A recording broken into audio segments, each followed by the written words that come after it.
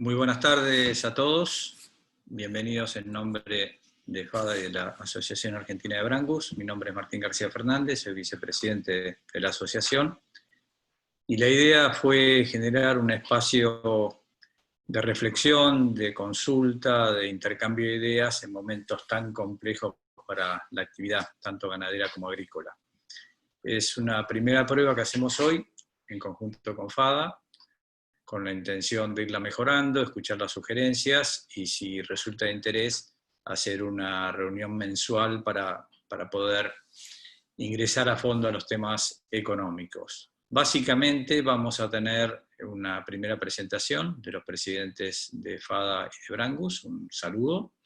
Luego una presentación formal de David Miazzo sobre la economía y sobre las principales variables.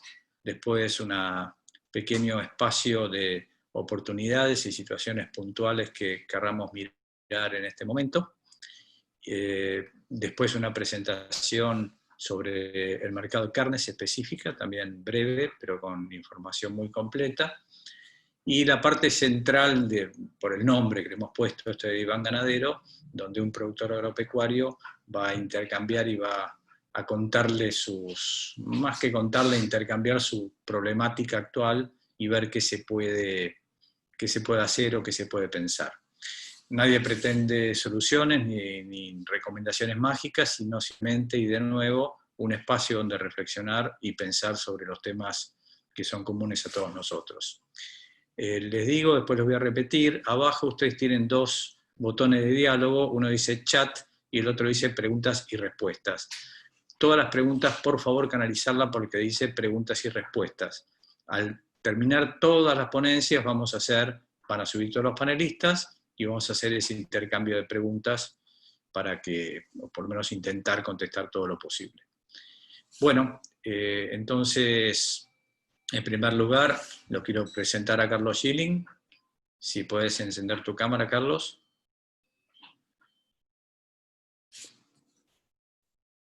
Ahí está. Carlos Schilling es el presidente de FADA, que es la asociación que él nos va a contar ahora, con quien Brangus está emprendiendo este camino de información. Adelante, Carlos. Bueno, buenas tardes a todos. Muchas gracias por su participación en este evento. Quería mandarles un especial saludo a todos los socios de Brangus, que a través de su asociación participan en nuestra fundación. Y agradecerles también a las autoridades que nos han convocado a trabajar en la preparación y el desarrollo de estas reuniones del Diván Ganadero. En FADA, que somos una sociedad sin fines de lucro, trabajamos desde el año 2009, principalmente en generar propuestas de política pública para difundirlas y gestionarlas y para que eso traiga en consecuencia mejorar la calidad de vida de todos los argentinos. Esto es lo que nos mueve. En esta oportunidad, con David Miazzo, que se va a poner el traje de terapeuta en este diván, seguramente nos va a ayudar a encontrar algunas definiciones, a ver cuestiones de la micro y la macroeconomía, que nos ayuden a todos a tomar mejores decisiones en esta tan difícil coyuntura que estamos viviendo, con expectativas de cambio a cada momento. Así que bueno, yo nada más que esto, solamente dejarles el saludo desde FADA y bueno, éxitos por favor en la presentación. Gracias. Muchas gracias, Carlos. Entonces ahora le doy la palabra a Víctor Navaja, que es presidente de la Asociación Argentina de Brangus, para que también cuente un poquito cuáles son sus expectativas y nos dé un saludo. Adelante, Víctor. Hola, buenas tardes. Bastante ya comentaron de qué se trata esto.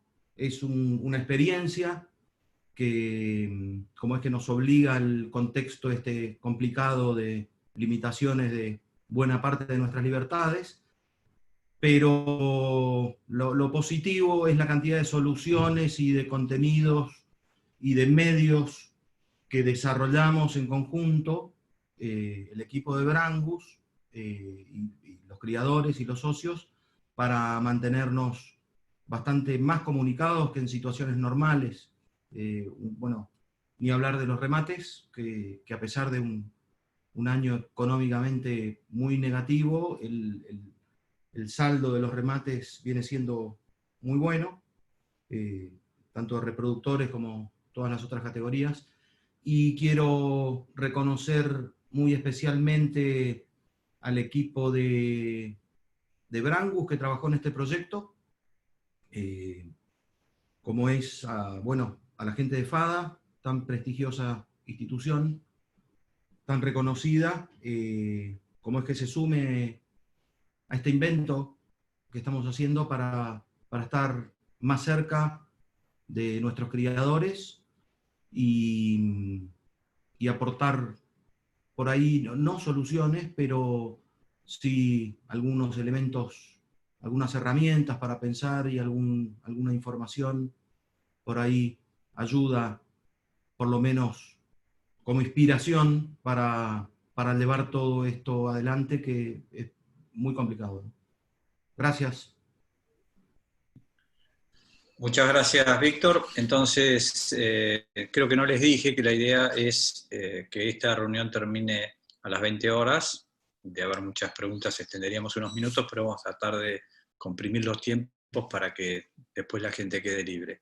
Y el otro tema es que si durante esta reunión aparecen las medidas que se están comentando en los medios que pondría el gobierno que atañen a nuestro sector, David va a hacer algún tipo de análisis y eventualmente también sobre el tema de la carne podemos llegar a avanzar en algo. Así que vamos a pasar directamente a David Miazo. Buenas tardes a todos, un gusto estar compartiendo este espacio con Brangus, con sus socios, con los socios de FADA que también se han sumado.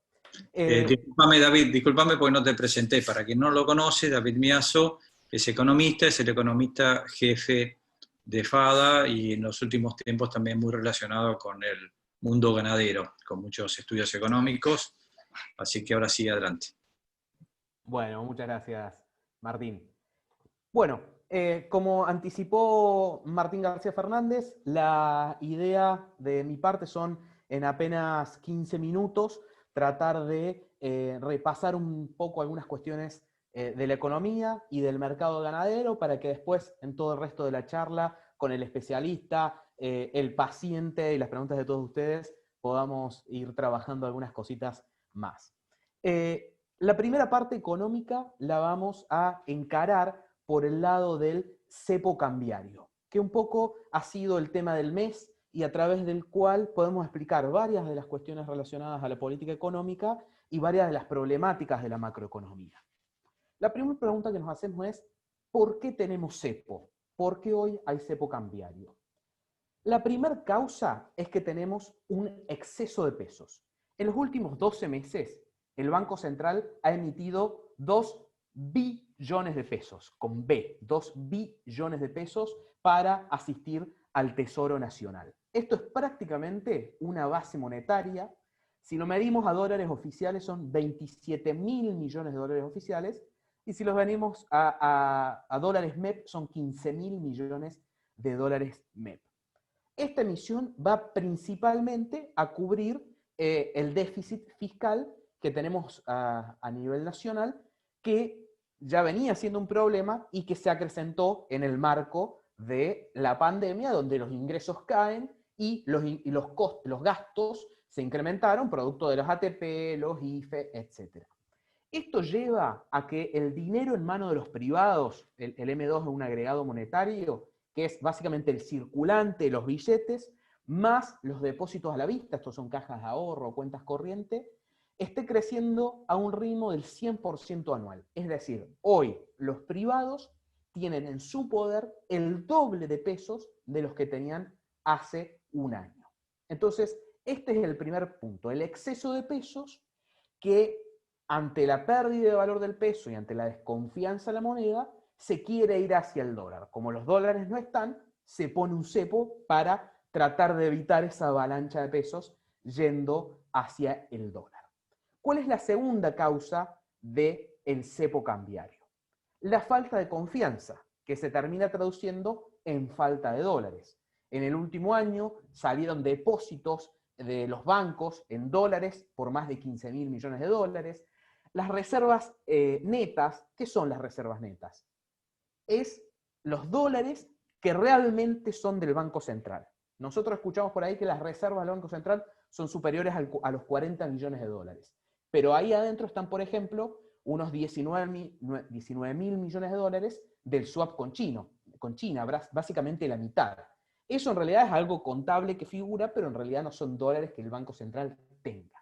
Lo que el Banco Central realmente tiene pasó de 18.000 millones de dólares hace un año a unos 2.000 millones de dólares hoy, y es parte lo que impulsa toda la batería de medidas que probablemente se anuncien hoy y que se vienen anunciando en estos últimos meses, porque nos vamos, el Tesoro, el Banco Central, se va quedando sin dólares. Entonces, la segunda causa es que no hay dólares por la falta de confianza. Hay muchos pesos, no hay dólares.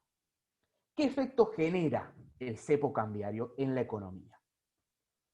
Lo primero que genera es la brecha cambiaria. ¿Por qué es esto? Muchos pesos que se quieren ir al dólar, le ponemos un cepo, le ponemos una barrera y quedan pequeñas ventanas. ¿Cuáles son esas ventanas? El dólar blue y el dólar MEP y el contado con liqui. El dólar blue es el dólar informal que uno puede comprar en una cueva, en un arbolito, y el dólar MEP es el dólar formal, en blanco, legal, que uno puede comprar a través de la bolsa. Yo tengo pesos en mi cuenta comitente, compro un bono, el que se compra ahora después del canje es el AL30, espero 5 días, ese es el famoso parking que cualquiera de ustedes puede haber escuchado por ahí, y lo vendo en dólares. Ese proceso de hacer eso es el famoso dólar MEP. La única diferencia entre el dólar MEP y el contado con liqui, que ustedes también pueden haber escuchado, es que el dólar MEP, los dólares que vendo, son dólares que solamente me puedo transferir a mi caja de ahorro dentro de Argentina.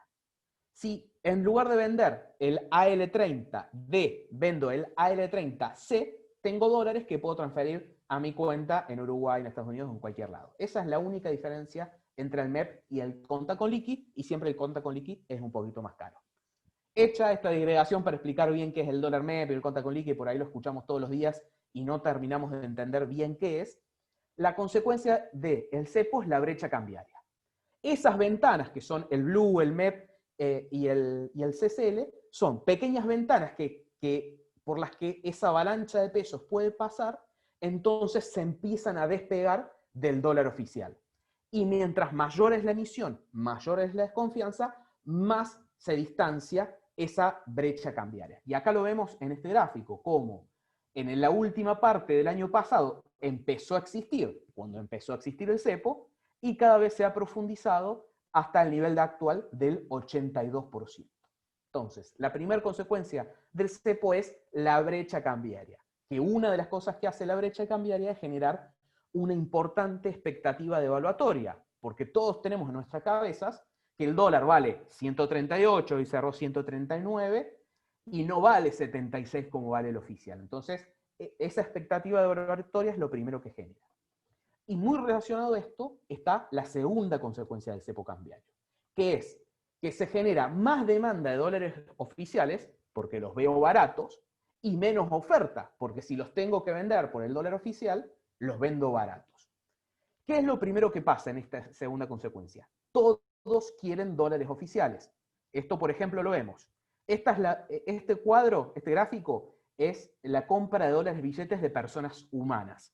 ¿Cuántas personas compraban los 200 dólares a principios de este año? Es lo que vemos acá. 500.000 personas. ¿Cuántas personas compraron estos 2 últimos meses? 4 millones de personas. Por eso se entiende, en ese contexto, la respuesta del gobierno de restringir cada vez más el acceso a estos 200 dólares. El segundo tema es que hay menos ingreso de dólares por el oficial. Por ejemplo, algo que hemos visto, las exportaciones realizadas versus las exportaciones cobradas. La línea azul marca las exportaciones realizadas en cada uno de estos meses del año, de enero a agosto. Y la verde, cuánto de esas exportaciones realmente se cobraron. Así, en los primeros 8 meses del año, se cobraron 4.000 millones de dólares menos de lo que efectivamente se exportó. Y algo muy similar, pero al revés, sucede con las importaciones. Entonces, ahí también está el intento del gobierno de intentar que se liquiden divisas, lo que estamos esperando escuchar hoy, acortamientos de tiempo para liquidar las divisas, cuánto tiempo desde la exportación puedes tener para liquidar, y algunas otras medidas. Otra consecuencia es que las empresas intentan pagar sus deudas en dólares al oficial. Cualquiera de ustedes que esté escuchando en este momento, si tiene deuda en dólares, ¿qué va a intentar hacer? Tratar de pagarla cuanto antes, porque puede acceder a un dólar que está percibido como barato para pagarla, y sabe o cree que en cualquier momento esa deuda va a crecer en pesos por algún tipo de devaluación o algo por el estilo. Entonces, todas las empresas tratan de pagar sus deudas en dólares al oficial cuanto antes.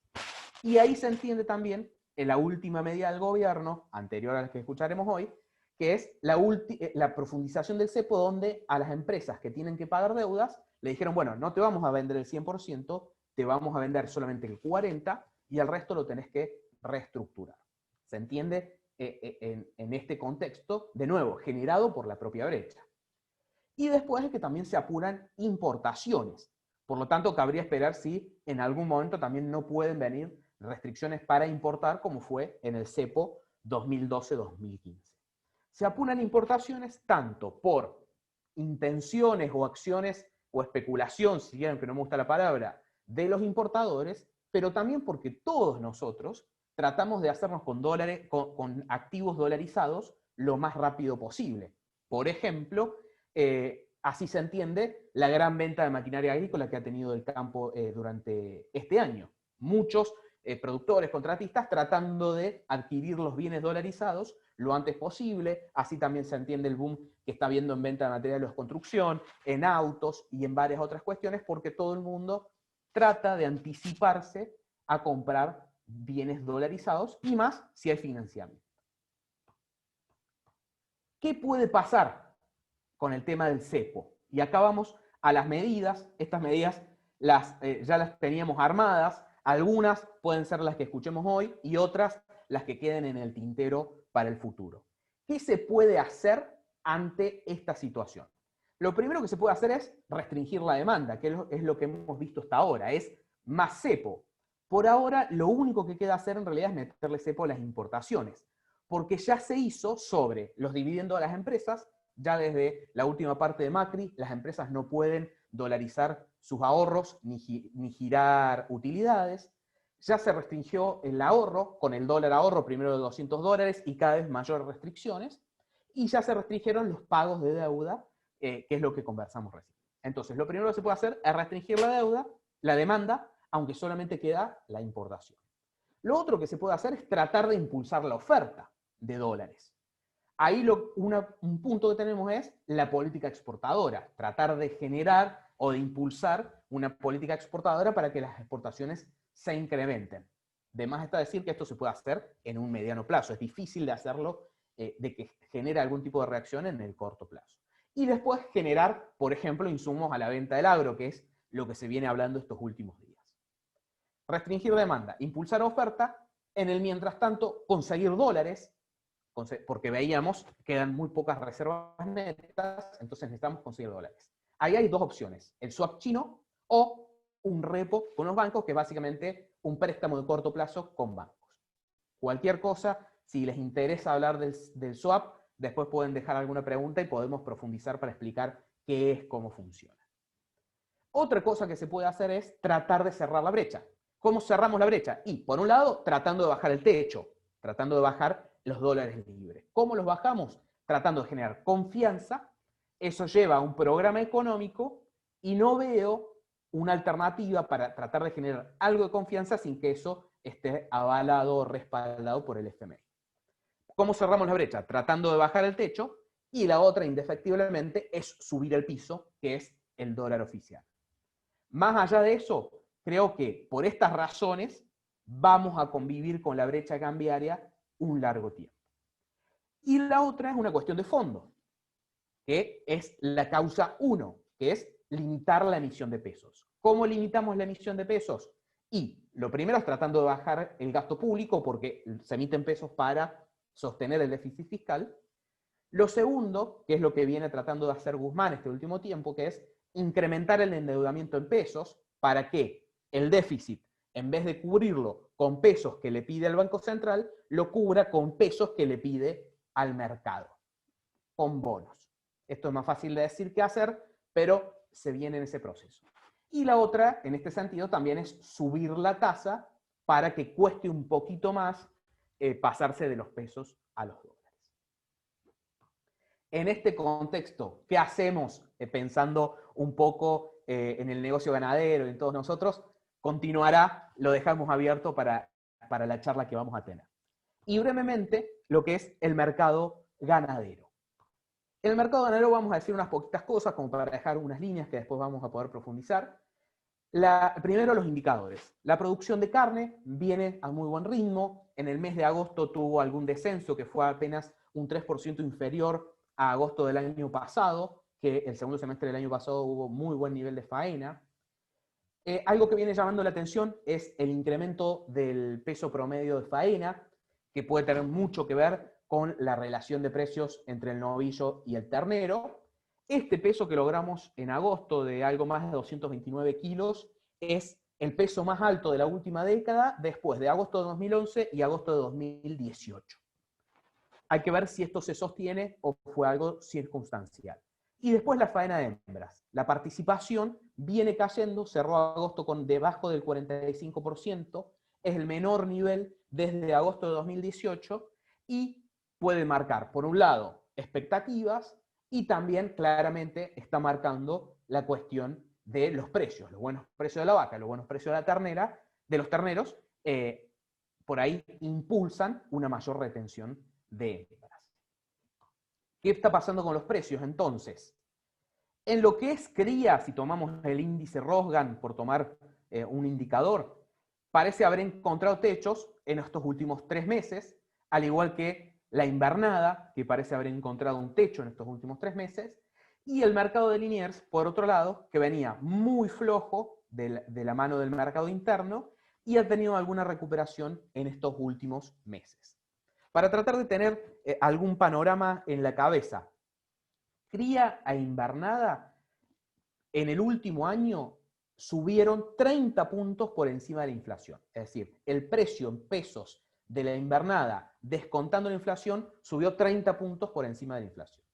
Liniers subió 10 puntos. Es decir, que tenemos todavía una brecha de 20 puntos entre Liniers y el precio de la invernada y la cría, y esa es una de las grandes razones que le pone un techo a los precios, porque la cadena necesita que eso se termine trasladando a la etapa final. Pero también es interesante que Liniers haya subido 10%, porque lo ha hecho 10% por encima de la inflación, porque lo ha hecho en un mercado interno totalmente complicado.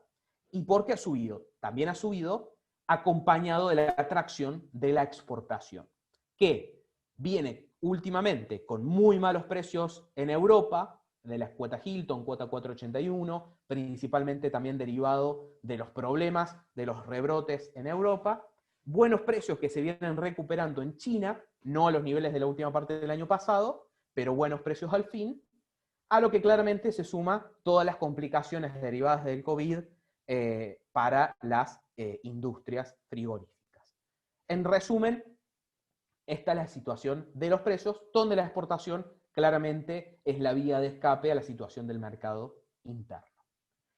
Entonces, con todo esto, y para ya cerrar, ¿cómo ves el vaso? Bueno, claramente hay cuestiones del vaso que me hacen verlo medio vacío. Lo primero es la cuestión de la pérdida de empleo e ingreso, que significa pérdida de poder adquisitivo, que significa mercado interno complicado, y por lo tanto, difícil ver mejoras de precios. En segunda instancia, la suba de precios de la invernada y de la cría reciente y la brecha con Liniers que le pone algún techo a los precios de la cría de la invernada. Y después algo que se suma, que es la sequía que está azotando al NOA, al NEA, Córdoba, San Luis, Santa Fe. Estamos viendo lo que están haciendo los incendios en Córdoba, en Corrientes, en Formosa, y que esto va a ser algo a monitorear para ver cómo continúa, porque puede obligar a productores de varias regiones del país a liberar oferta de hacienda al mercado, y ahí podremos llegar a tener algún efecto negativo en los precios, si esto sucede de manera coordinada, si se quiere. Otra cuestión que me hace ver el vaso medio vacío es la crisis económica mundial y el COVID, que claramente eso le pone un techo a los precios internacionales. El precio del maíz, que ha mejorado últimamente, y en la ecuación del engorde le genera menos capacidad de pago hacia abajo en la cadena, y claramente la incertidumbre económica y política, que le pone un marco de pesimismo a muchos de los actores económicos de la cadena. ¿Qué me hace ver el vaso medio lleno? Que las exportaciones están traccionando, vienen explicando cerca del 30% de las exportaciones, de la producción, tracción en volumen, algo en precio, aunque recién lo analizábamos, la suba del tipo de cambio oficial, que por lo menos va acompañando o levemente por encima de la inflación, eso es bueno. Después, los precios de entrada a cría invernada son bajos, en dólares de verdad, en dólares de billete, en términos históricos, por lo tanto puede llegar a ser una oportunidad, dependiendo de cómo estemos viendo el futuro, y en ese contexto, poder financiarlo con líneas de financiamiento en pesos a tasas reales negativas, también resulta tentador de verlo. Entonces, en este contexto, ¿qué hacemos? Es lo que por ahí vamos a seguir charlando y después vamos a poder profundizar con el paciente Fernando Perea en un ratito. Martín, te dejo. Perfecto, muchas gracias, David. Y como parte de tu exposición se suma ahora Martín Goldstein. Martín, si estás ahí, prende la cámara. Con la idea, Martín Goldstein, para quienes lo conocen, es un empresario agrícola ganadero, muy reconocido y con muchos años de experiencia, y creador de Brangus, por supuesto, desde siempre, expresidente de Brangus además.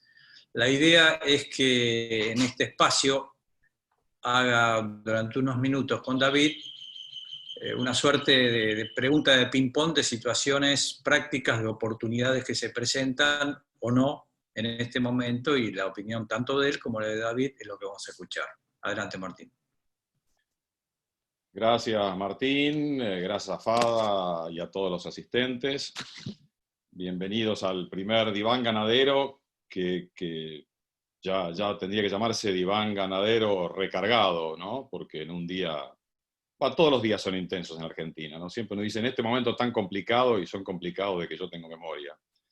Y la exposición de David, que me gustó mucho y me pareció muy completa, me hacen pensar si no debiéramos hacer terapia de grupo, ¿no? Casi que me sumaría a la terapia, al paciente individual y hacer terapia de grupo, porque el escenario es complicado. David, vos hiciste una muy buena descripción del cepo, de la emisión, de todas las variables, los tipos de cambio, la realidad y demás.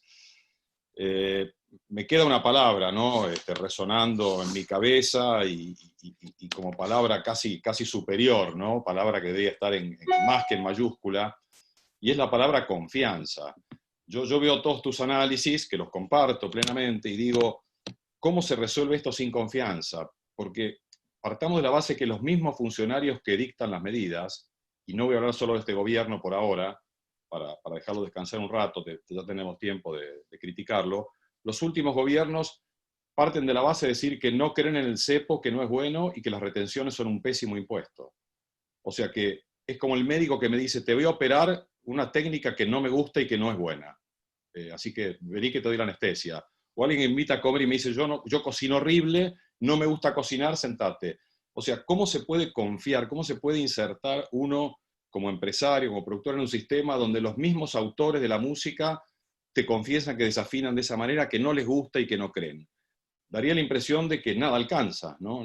Nada de lo que uno haga alcanza. Entonces, poniéndome en el lugar de los criadores, invernadores que nos están mirando y que todos compartimos esta actividad con tanta pasión, digo, ¿qué hacemos, no? ¿Qué hacemos mañana? Tenemos casos concretos, a todos nos obsesiona en nuestra actividad la relación compra-venta. ¿Qué hacemos, David, con la relación compra-venta que hace un año o más que no funciona?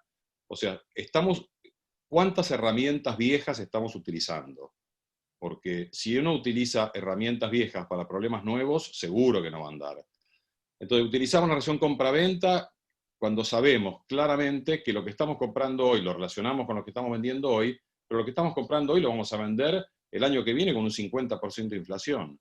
Entonces, ¿cómo recomendarías, como economista, que manejemos, digo esto relación compra-venta, que parece un problema pequeño, pero como para bajar un poco a tierra esta coyuntura tan compleja? Yo hice 2 o 3 números rápidos que después los podemos ver, o no sé si tengo tiempo ahora. Rápido, Sí, dale. Inicialos, así vamos charlando. Bueno, yo te digo, yo compro hoy un ternero de 170 kilos, bien clásico, bien para que todos lo entendamos, a 140 pesos, más gastos.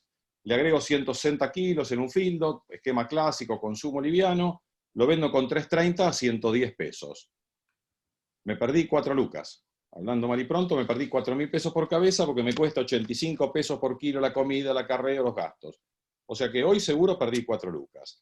Para no perder 4.000 pesos y empatar, debería hoy venderlo a 125. Y para ganar 4.000 o 5.000 pesos, que parece un número razonable, debería venderlo hoy a 140. O sea, debería comprar hoy a 140 y venderlo a 140. Ahora, yo dentro de 6 meses, cuando lo venda, no lo voy a vender a 110 como lo vendo hoy. Entonces, ¿qué cuenta hago? Yo digo, por ahí parece muy simple la pregunta, pero las preguntas sencillas a veces son las más difíciles de responder. ¿Cómo nos ayudás a todos en este diván ganadero a resolver la relación compra-venta? Bueno, creo que esta parte también debería ser parte del paciente por cómo la largaste. Después fuiste objetivando la pregunta. Bueno, a ver, esto es algo que todos ustedes están viendo, analizando y tratando de identificar o de resolver todos los días. Y acá, a ver, siempre lo que uno mira es lo que vos acabas de decir, la relación de precios hoy.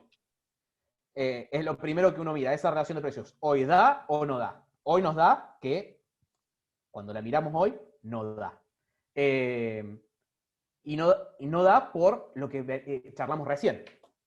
Hubo buenas expectativas, más alguna cuestión relacionada al exceso de pesos, que impulsaron los precios de la invernada, los precios del ternero, y después un mercado interno muy debilitado que le puso también un techo al gordo. Entonces, en ese esquema te quedó la pérdida que decís vos, y que si hoy miramos cualquier número de feedlot, está totalmente negativo.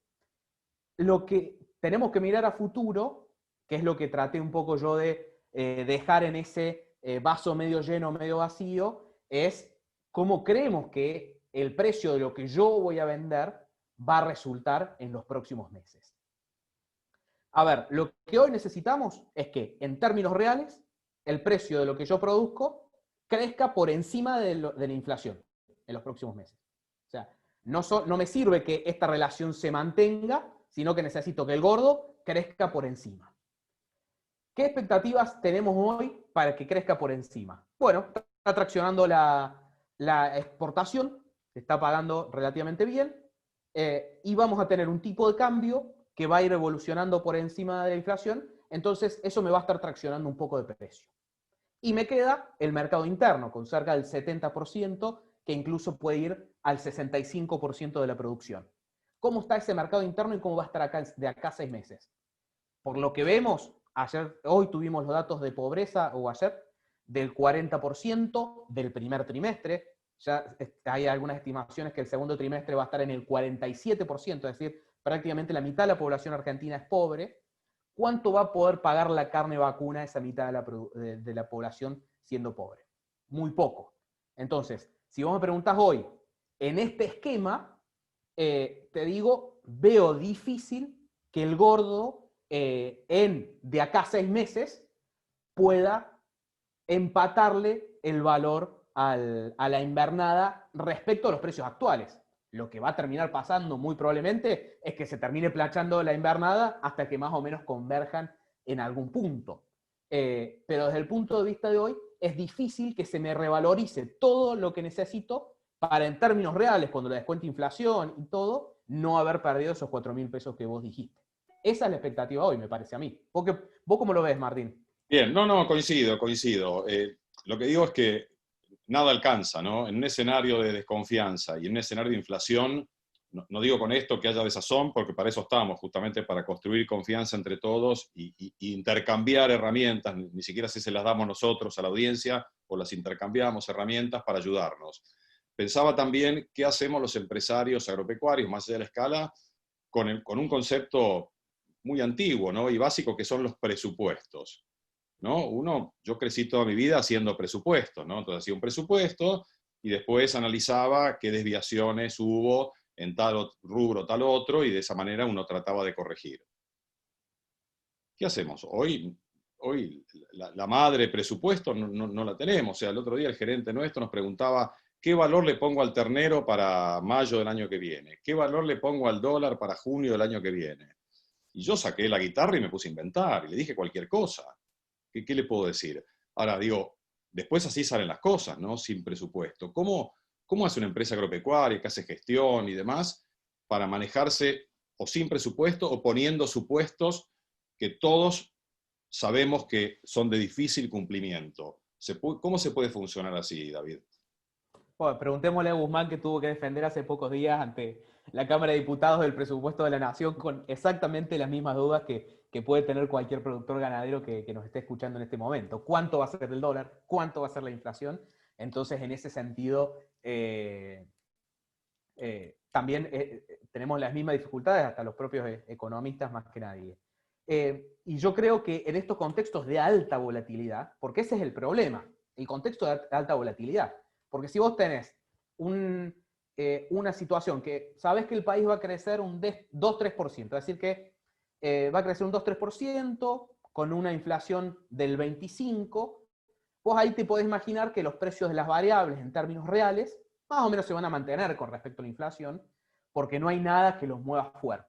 Y si tenés un tipo de cambio yendo también al nivel de la inflación, los precios relativos de los granos o la alimentación y de la exportación no van a cambiar.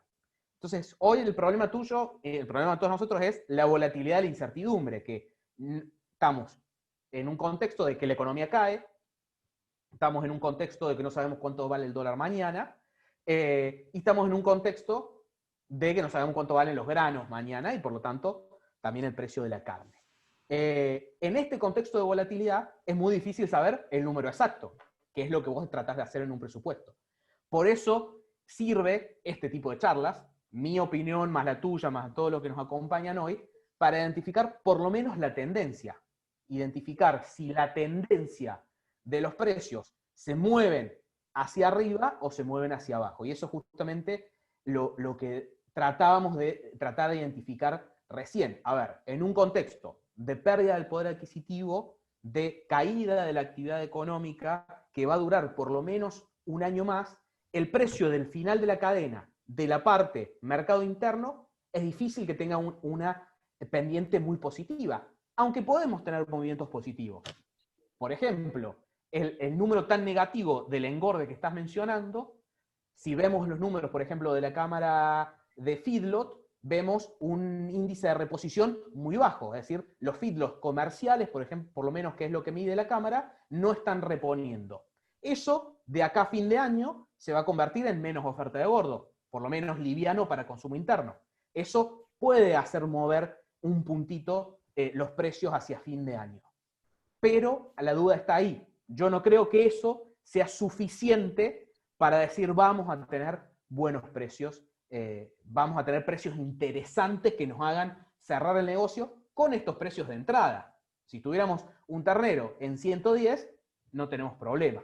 El tema es estos precios de entrada y de salida, que era lo que vos planteabas al comienzo.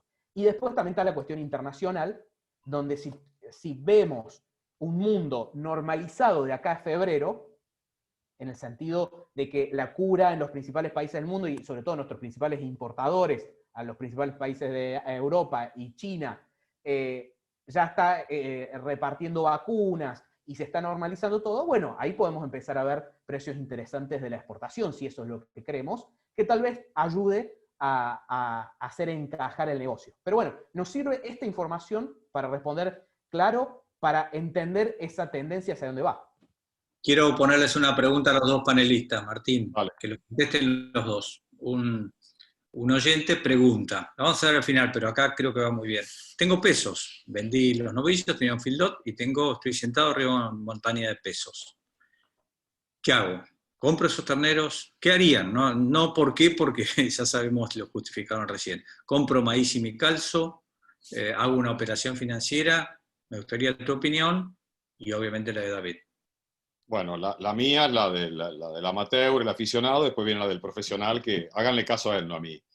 Yo tengo, digamos, como idea general en la vida, que cuando no estoy muy seguro de algo y no hay certidumbre, que creo que es el caso en el que estamos, diversifico. Yo diversifico. Con lo cual nunca voy a ganar demasiado, porque si aposté una sola cosa y me fue muy bien, gano mucho. Si diversifico voy a ganar solamente sobre esa cuota aparte. Pero yo en un contexto como este hago un poco de cada cosa. Compro un poco de insumos, compro un poco de hacienda, renuevo esa máquina que decía David que se vendieron récord de maquinaria. Hay instrumentos financieros del mercado que el productor grande conoce y el chico no, pero que son sencillos. El dólar link, lo hablamos el otro día. Me linkeo con el dólar oficial, si creo que va a haber devaluación. En fin, yo agarro esa montaña de pesos, la divido en 5 montañitas y hago 5 cosas distintas. Uno dirá que, bueno, qué conservador. Bueno, soy productor agropecuario, soy conservador, pero yo haría eso. No sé vos, David. David. Bien, en épocas de incertidumbre, lo que prevalece es la preferencia por la liquidez, de tratar de quedarte no muy invertido en nada para hasta ver que se allane un poquito la visión de la incertidumbre que tenemos.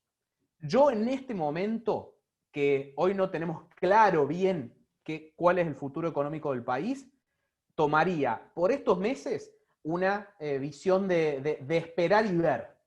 ¿Cómo tomo esa visión de esperar y ver? Una opción es lo que acaba de decir Martín Goldstein, que es colocar los pesos en instrumentos linkeados al dólar. ¿Cómo hago eso? Bueno, puedo comprar una ON que están saliendo permanentemente, una obligación negociable a través de mi cuenta comitente. Lo malo de eso es que normalmente tengo que esperar al vencimiento porque después tienen poca liquidez, no los puedo vender. Y la otra opción que tengo es invertir en un fondo común de inversión que tiene todo este tipo de instrumentos, Dollar Link, y que me da liquidez. Por ejemplo, el Balance Capital o alguno de esos que me dan liquidez en 48 horas. Esto es algo muy similar a los plazos fijos Dollar Link que empezó a ofrecer el Banco Nación y que anunció hace poco el gobierno para tentar un poquito a que se venda la soja y tratar de captar esos pesos en el sistema bancario para evitar, para quedarte linkeado al dólar, como te quedarías linkeado con el grano, pero con un plazo fijo. Eso es básicamente lo mismo y es claramente una alternativa. Después también están las cuestiones de las relaciones de precios entre distintos insumos que podemos estar utilizando y necesitando en el campo. Por ejemplo, algo que había preparado, que tenía los números, es, para tener una idea, el alambre respecto a la invernada. Y está en el precio, uno de los precios más baratos de los últimos 2 años, por ejemplo. Entonces, pensar en algún tipo de insumos puede ser interesante. Si también soy productor agrícola, por ejemplo, con los precios recientes del maíz, los precios de la urea y el fosfato de amonio, el PDA, están realmente en precios relativos muy bajos, así que también me puedo colocar en ese tipo de instrumentos. Y después, claramente, el que quiera dormir más tranquilo en un momento de incertidumbre, colocarse en dólar MEP, de nuevo, para esperar y ver qué pasa, tampoco es una mala alternativa, que es totalmente legal, en blanco e ilimitada, hasta ver qué va a pasar. Si me permites extenderme un minuto, te muestro un gráfico que les había traído, que puede resultar interesante, para que vean esto. Este es el precio de el índice Rohan invernada, en dólares MEP. Incluso con toda la suba que hemos tenido estos meses, estamos en los mismos dólares MEP que toda la segunda mitad del año pasado. Es decir, que si me colocaba en dólares MEP la segunda mitad del año pasado y me perdía toda la suma de estos meses, toda la suba de estos meses, seguía teniendo la misma cantidad de dólares. No les quiero mostrar hacia atrás, capaz que lo podamos charlar después. Pero eso como para sobrepasar por lo menos estos momentos de alta incertidumbre hasta tener un poquito más de claridad para dónde va el panorama. Perfecto, entonces, en honor al tiempo, cortemos acá esta primera parte que da para seguir el día entero, y en las preguntas alguna cosa más va a salir.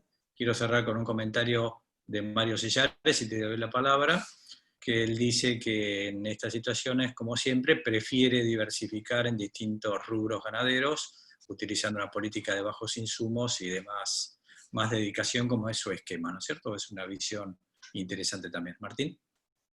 Sí, lo había leído lo de Mario Sillares mientras hablaba David, y no puedo más que coincidir con Mario.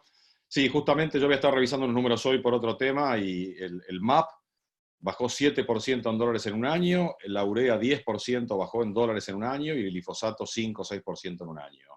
Bueno, tal vez son esas oportunidades que hay que estar atento. El dinamismo es tan brutal, el cambio, la volatilidad, que la receta es: no usemos ninguna receta, estemos todo el tiempo atentos y despiertos, porque el que se ata a una receta que hoy es válida, seguramente mañana ya dejó de serlo. Y nada, y lo último para cerrar y ya no robar más tiempo, es que me parece que si hay algo que sí tenemos que hacer y que sirve en esta incertidumbre, en esta, de alguna manera, desazón, es esto que estamos haciendo: informarnos, tratar de aprender, tratar de entender, escuchar al otro, no cerrarse, no comprar ideas mágicas, y estar muy abierto y con mucho entusiasmo para entender, aprender y comprender lo que pasa, porque el mundo así lo exige, y bueno, uno quiere que le vaya bien a uno y a la gente que está trabajando con nosotros. Gracias por mi parte, y bueno, sigo participando en este diván. Muchas gracias, muy fructífero. Y vamos a pasar entonces al especialista. El especialista, la idea es que en cada una de estas reuniones haya alguien que en un rubro en particular tenga opiniones y visiones de realmente un experto. En este caso es Federico Vilariño, muy conocido por muchos, es uno de los socios, dueño y fundador del frigorífico Frimsa, un frigorífico realmente muy importante que hace exportación, mercado interno. Y entonces, Patricio, si estás atento, nuestro operador, que de paso aprovecho para agradecerle, vamos a pasar un pequeño video institucional de Frimsa, y después le pido a Federico que abra su cámara y micrófono.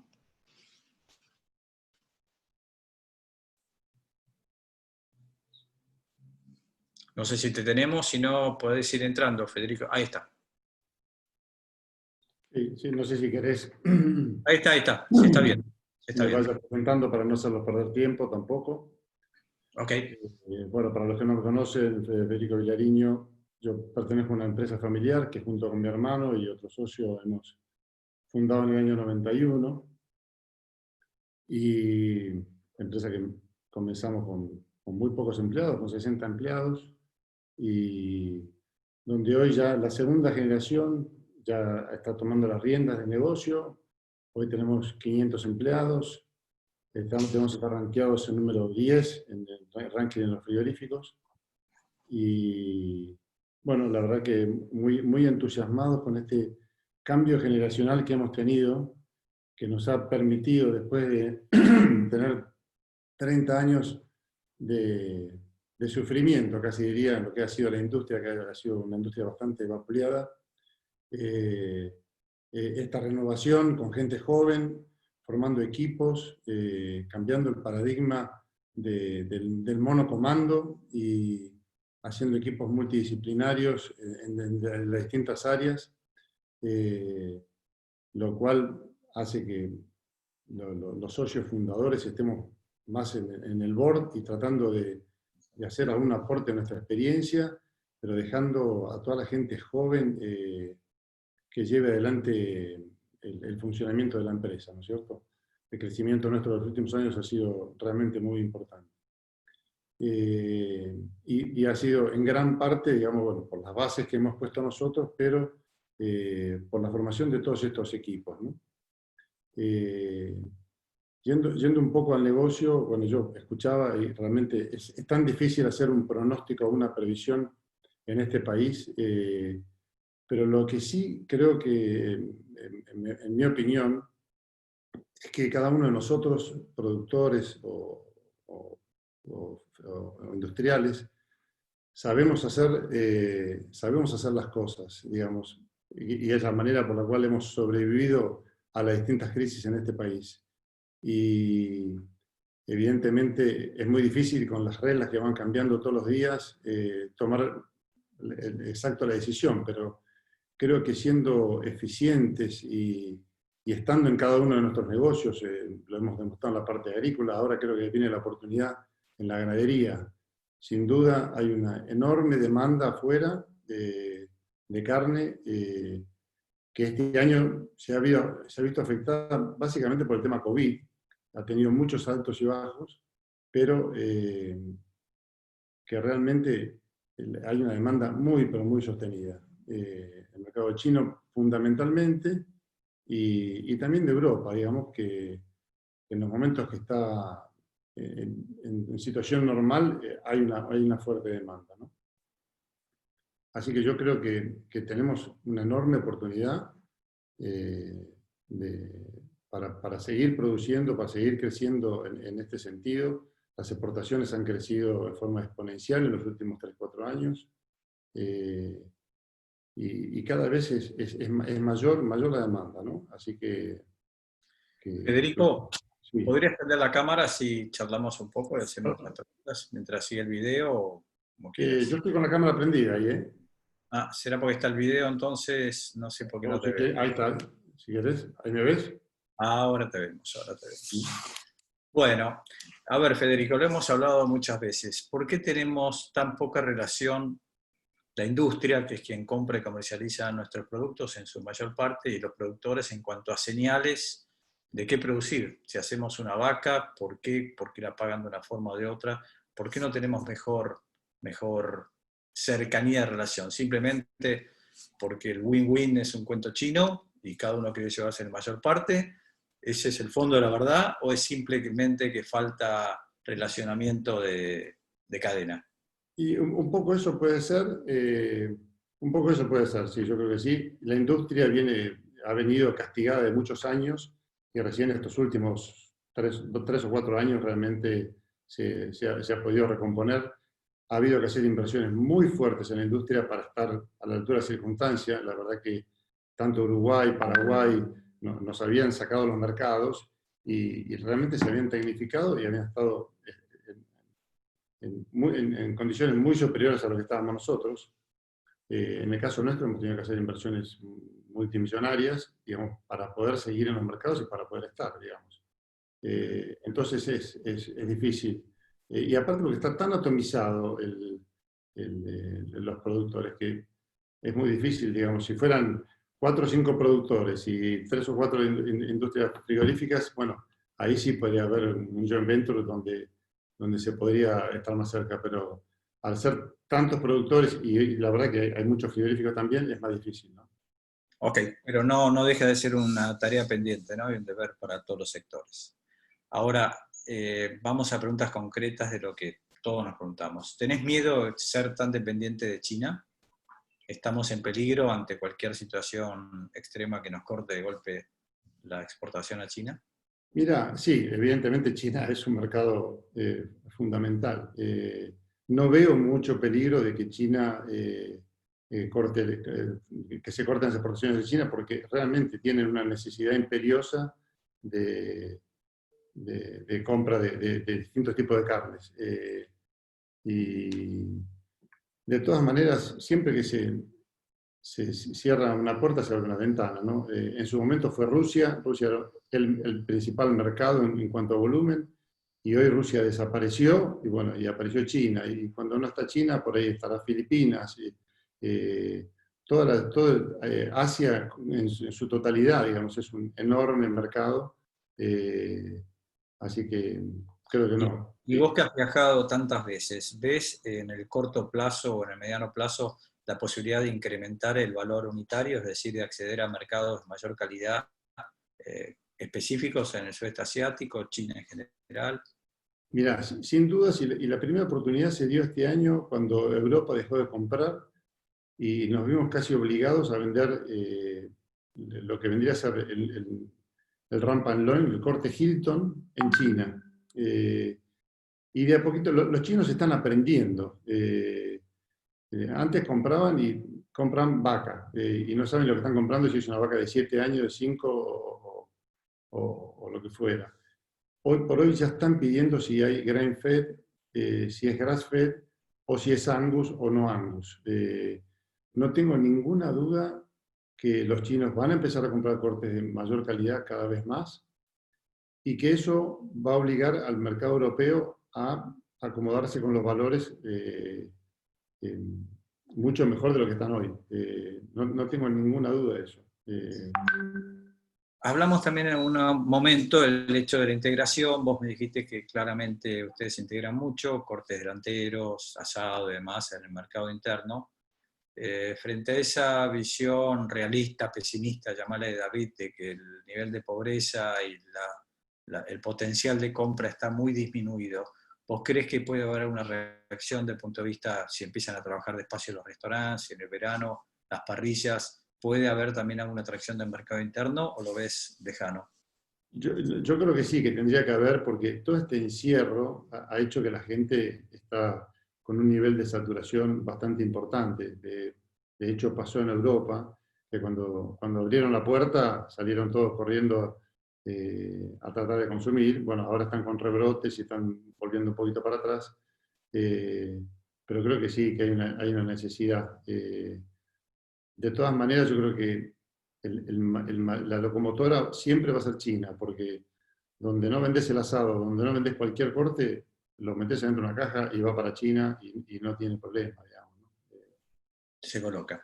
Sí, sí, sí. Bueno, y el mercado de Estados Unidos, que tanta expectativa le hemos puesto durante años y que termina siendo, uno ve Uruguay, que creo que vende más que nada carne para industria, ¿no es cierto?, para agregar Sí, sí. hamburguesas, y no logra o no se ve que logre vender cortes de calidad. ¿Pensás que Argentina va a poder acceder a espacios y nichos de ese mercado con algo interesante? No sé Sí, si creo que vos has sí. trabajado con Estados Unidos o no. Sí, este año el disparador de Estados Unidos fue el cierre de las fábricas allá por tema COVID, ¿no? Que produjo un vacío, y eso hizo que la cuota de las 20.000 toneladas se consumiera en forma casi instantánea, digamos, ¿no? Pero creo que sí, creo que en Estados Unidos lo que habría que buscar es la diferenciación de carne a pasto.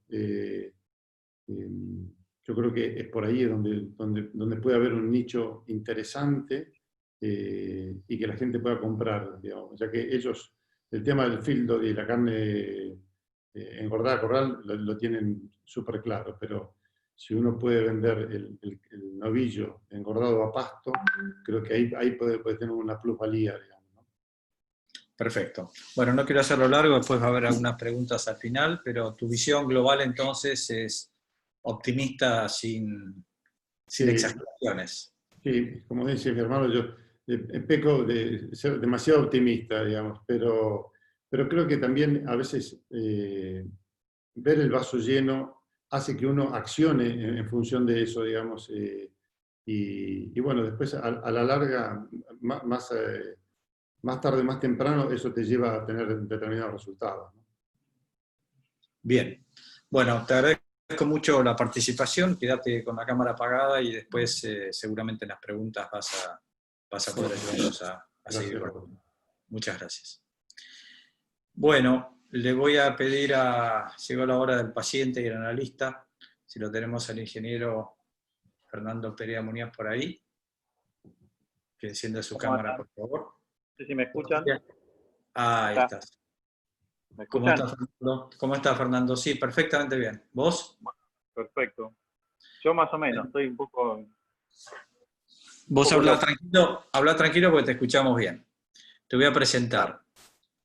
Fernando Perea Muñoz es ingeniero agrónomo, tiene 52 años, 6 hijos, vive en Pehuajó, fue 10 años asesor CREA de CREA Herrera Vegas, asesor y administra distintas empresas rurales en el oeste de Buenos Aires, también en la provincia de Corrientes, y lo que no es menor es que maneja 2 cabañas Brangus, ¿no? Muy buenas, una propia y otra ajena. Es director de la Asociación de Brangus desde hace ya un par de años, ¿no? O más. Un año. Un año, ok.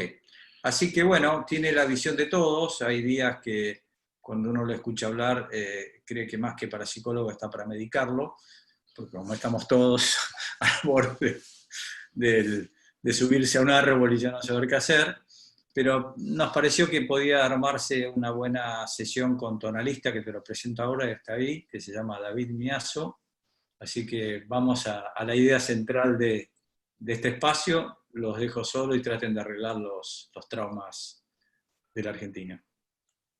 Buenísimo. Entramos en el momento freudiano de la tarde.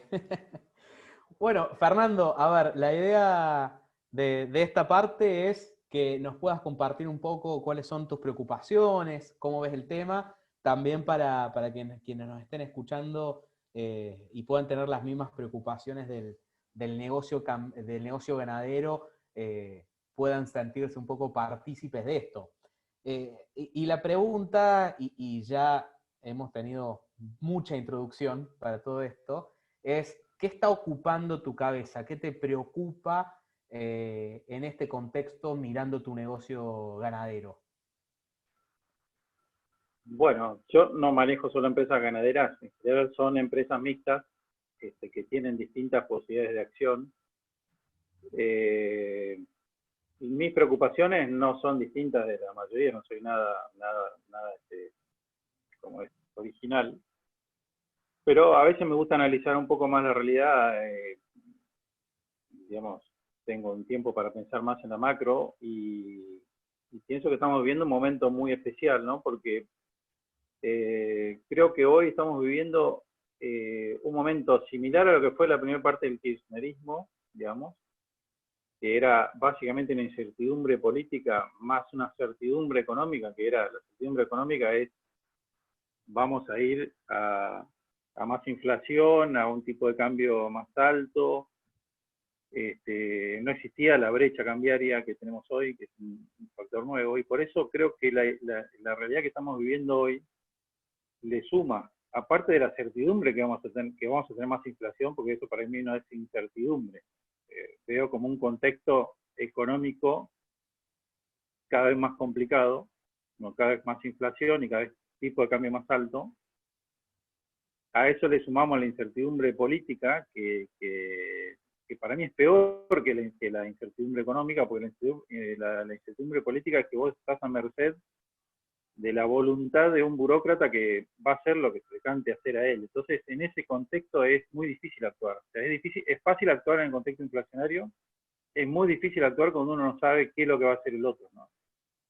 Eso lo veo hoy como parecido. Y después lo que cambia también radicalmente la situación es todo el tema de la pandemia, ¿no? Porque si uno analiza el contexto mundial, es un contexto favorable, sigue siendo un contexto favorable. Y desde el punto de vista de la producción de carnes, todavía más, porque China irrumpe en el mercado de carnes recientemente, creo que no más allá del 2012 fue la irrupción de China, que no era importador de carnes, de repente se torna un jugador importante en el mercado mundial de carnes, con lo cual toda la perspectiva de la producción, la perspectiva de mercado será muy buena, ¿no? Hoy el COVID nos mete algún ruido en eso, no sabemos bien cómo va a terminar el tema, si los hábitos de la gente van a cambiar, si quizás la carne que se comía en los restaurantes no se va a comer más. Entonces también hay un contexto internacional de cierta incertidumbre que se agrega a lo que venía pasando. Mi preocupación central en todo ese panorama, en esa selva de cosas que pasan, es entregarle a mis administrados un patrimonio que por lo menos sea el mismo que me confiaron al inicio. Entonces,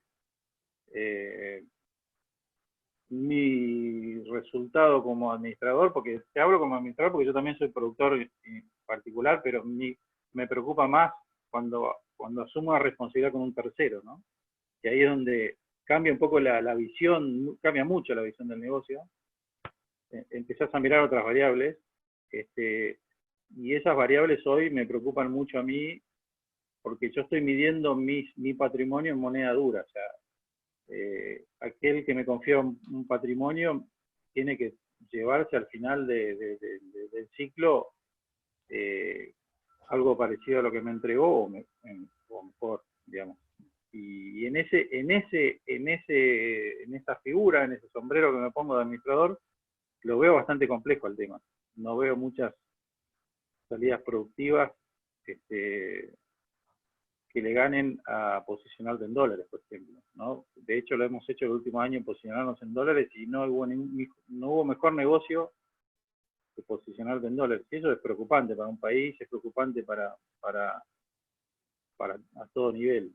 Y bueno, básicamente coincido mucho con Martín y con Mario también acerca de la diversificación. Creo que es un tema importante. Estamos un poco en eso, pero bueno, básicamente, si me preguntás por mi preocupación, es esa, básicamente, ¿no? Cómo encarar como administrador y entregar un patrimonio que se parezca a lo que me entregaron o me confiaron para administrar.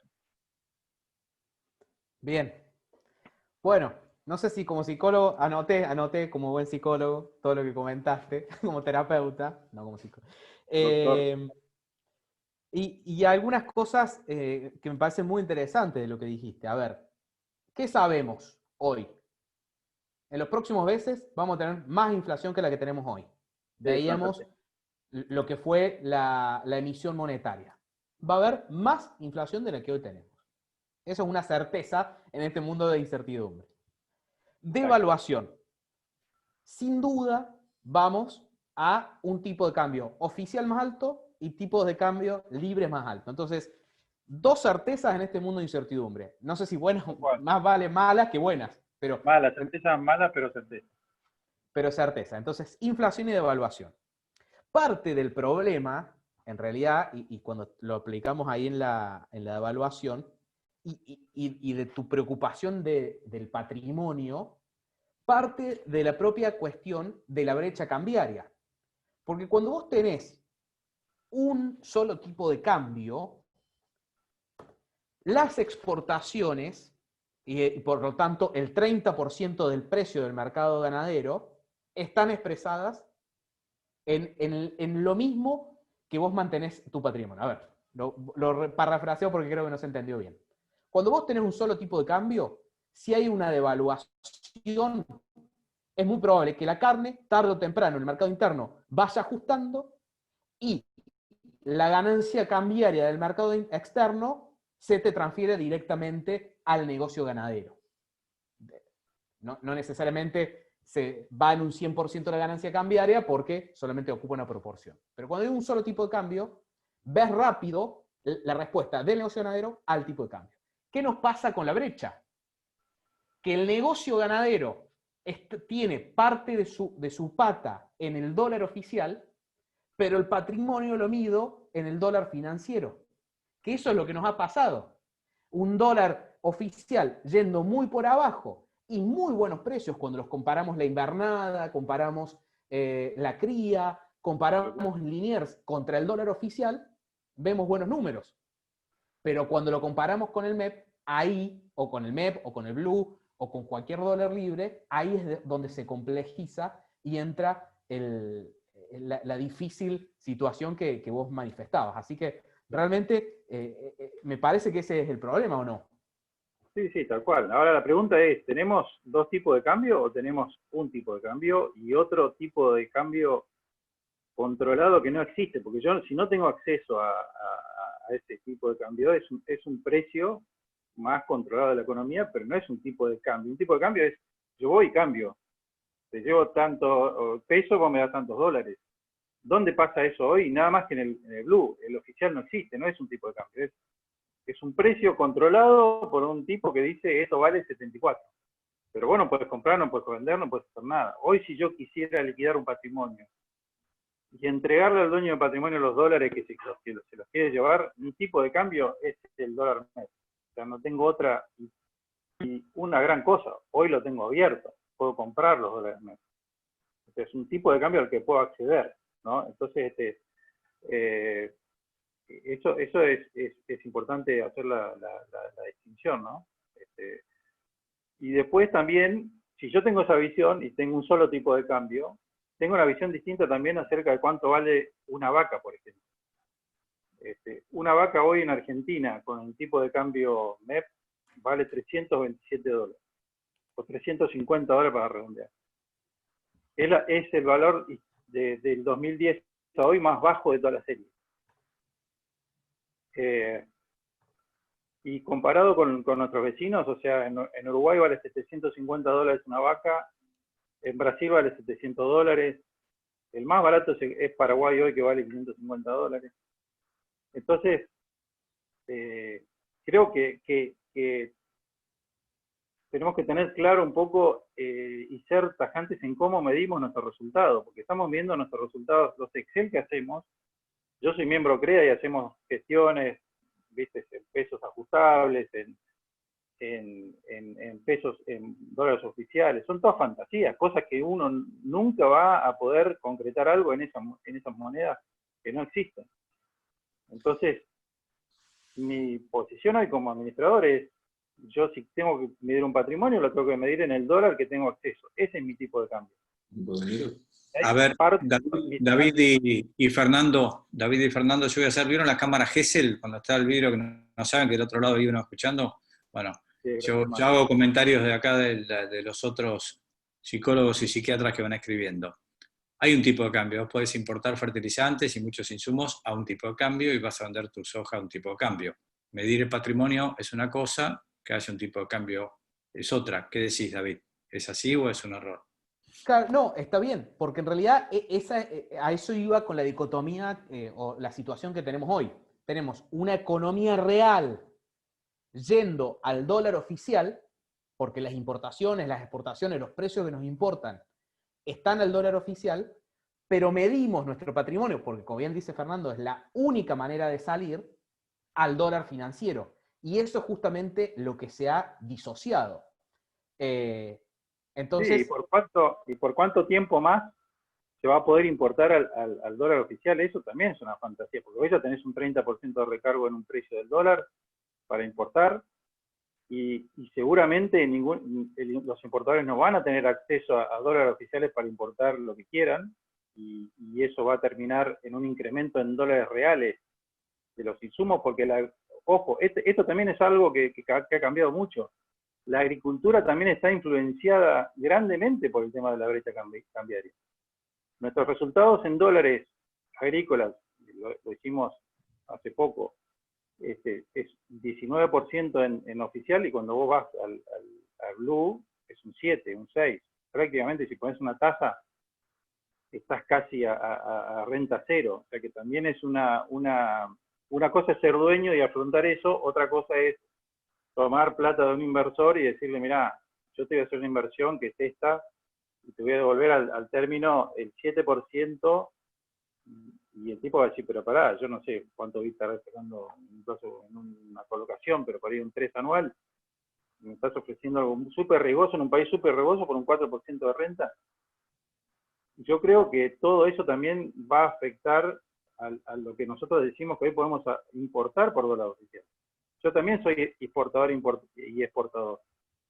Y yo quise hacer varias importaciones, por ejemplo, de semen o de embriones, y hoy no accedes a un mercado, no te dan los dólares para importar. No existe ese dólar tampoco. Entonces, ojo con equivocarnos con eso, porque eso, y a futuro, o sea, estamos encarando una campaña nueva. Otro miedo que tengo, ¿qué va a pasar con todo ese tema de costos en dólares en la campaña nueva? No tenés que posicionarte hoy ya si querés asegurarte ese tipo de cambio oficial. Son todas dudas que tengo, ¿no? bueno, creo que ya vamos terminando en tiempo, pero estaría bueno, Fernando, que aprovechemos a dejar algunas ideas claras de esto que dijiste, y creo que lo último que mencionaste de los insumos es algo que el productor viene haciendo y que es lo que deberíamos decir, háganlo todo lo posible. Háganlo. Todo lo dolarizado que puedan, traten de fijarlo lo antes posible, comprarlo financiado, es prácticamente una hora 12 para todo lo que es bienes e insumos principalmente dolarizados, que la mejor decisión ahí sin duda es tratar de anticiparlo lo antes posible. ¿Te parece? Y no tengamos la idea de que no podemos hacer nada. Yo creo que se puede hacer muchas cosas en este contexto. Y la inundación de pesos que hay en el mercado, nosotros tenemos la ventaja de ser el sector más eficiente, más dolarizado de la economía, si bien no estamos 100% dolarizados, pero es un sector, es el mejor sector de la Argentina, y si hay un exceso de pesos, los pesos van a ir a nuestro sector. De hecho, el año pasado hubo mucha oferta de créditos en pesos, insólito para el nivel de crisis que tenemos en el país, y probablemente sigan. Bueno, hay que aprovechar eso. Yo creo que podemos hacer las dos cosas de lo que hablaba Martín hoy, o me posiciono un poco en dólares y un poco en carne. Yo creo que se puedan hacer hoy las dos cosas a la vez. Yo puedo posicionarme en una moneda dura y a la vez financiar mi actividad con una moneda blanda. Eso hoy está abierto para eso. Y bueno, tenemos que aprovecharlo. En momentos inflacionarios, que decíamos que una certeza que tenemos es que va a subir la inflación en el futuro, lo mejor que podés hacer como una decisión económica es endeudarte en pesos. Exactamente. Porque la propia inflación te la va a licuar, sea cual sea el desempeño que tenga la ganadería en los próximos meses. Tal cual, y resguardar tu capital y hacer las dos cosas. O al menos en la capacidad crediticia que cada uno tenga, por supuesto, pero y otra cosa que se puede hacer, y nosotros lo hemos hecho, es abrir nuestras empresas a inversores que por ahí están desde otro lado de la cadena, por ejemplo, un Matarife que tiene que tener sí o sí su cadena abastecida, y puede ser un inversor, un socio muy bueno para invertir, y que uno siga manteniendo el 90% del negocio de la producción y sin estar afectado por la relación de compra-venta, porque vos vendés tus terneros, pero le vendés todo el maíz, le vendés a la hotelería, le vendés todo a un tipo que está en el negocio de la carne, que lo mira del otro lado, y también te quedás posicionado en los dos negocios sin tener que asumir el riesgo de la relación compra-venta que hablaban hoy también. Hay muchísimas cosas para hacer. Hay que pensar mucho a la empresa desde el punto de vista financiero, desde el punto de vista de cómo me posiciono, porque cada empresa es distinta, cómo me posiciono en ese contexto inflacionario con cada modelo de negocio que cada uno tenga, ¿no? Pero hay muchísimas cosas para hacer, tanto para tener un mensaje no de paciente, sino de un mensaje positivo.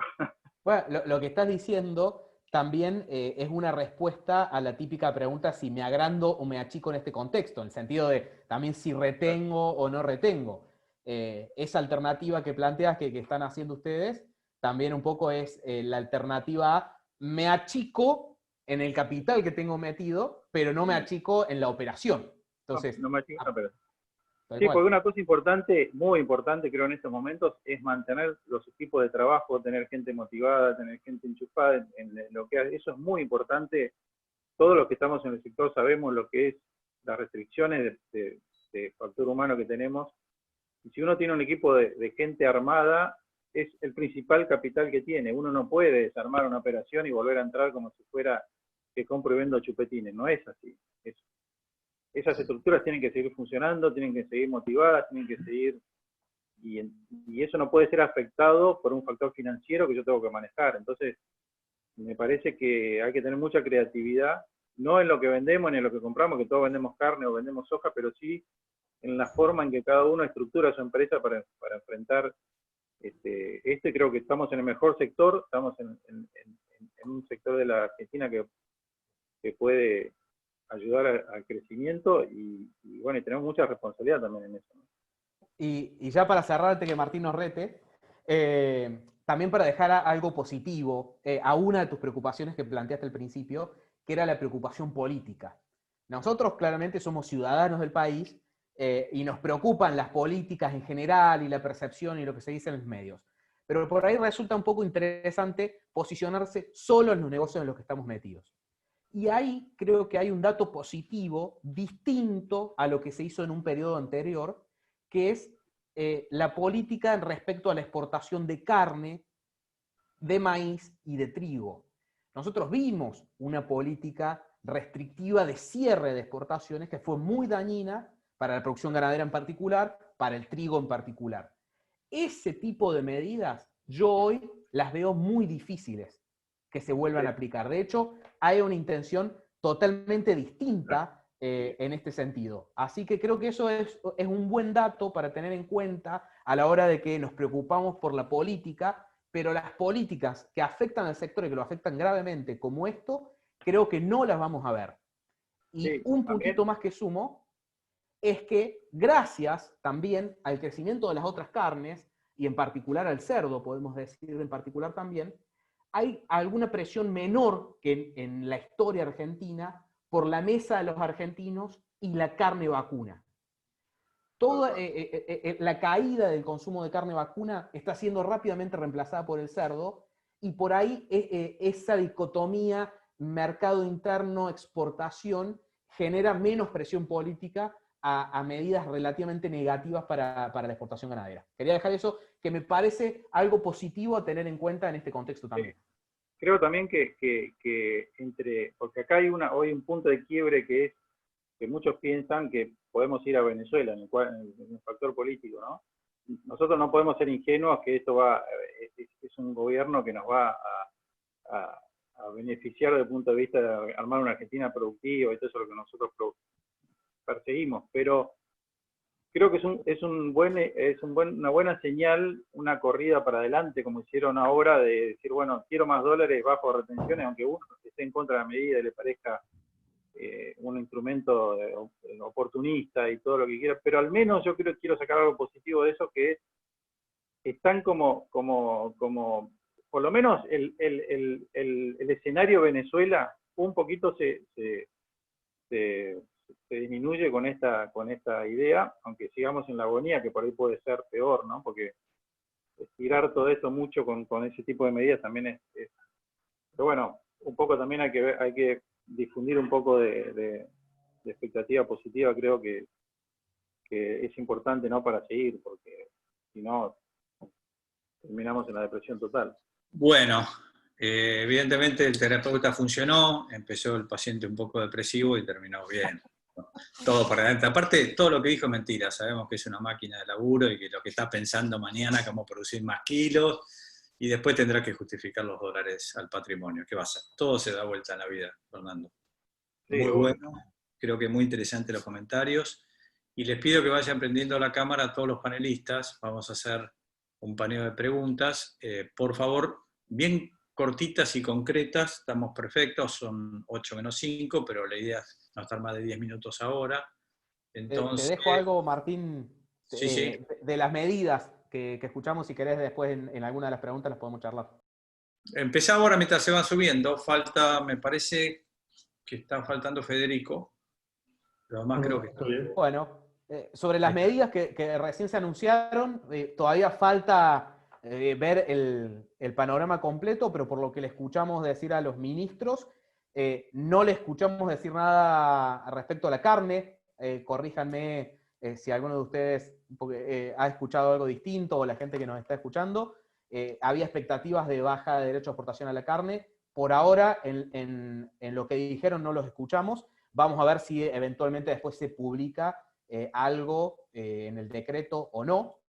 Lo que sí dijeron los ministros fue lo que se estaba esperando: la baja de 3 puntos de derecho a exportación a la soja hasta diciembre. En enero vuelve al 33, baja al 30, sube al 31, 32, hasta que vuelve al 33, y también lo que nos quedamos ahí al medio es con un diferencial de unos 2 puntos entre soja y subproductos, y algún nivel incluso menor para biodiesel.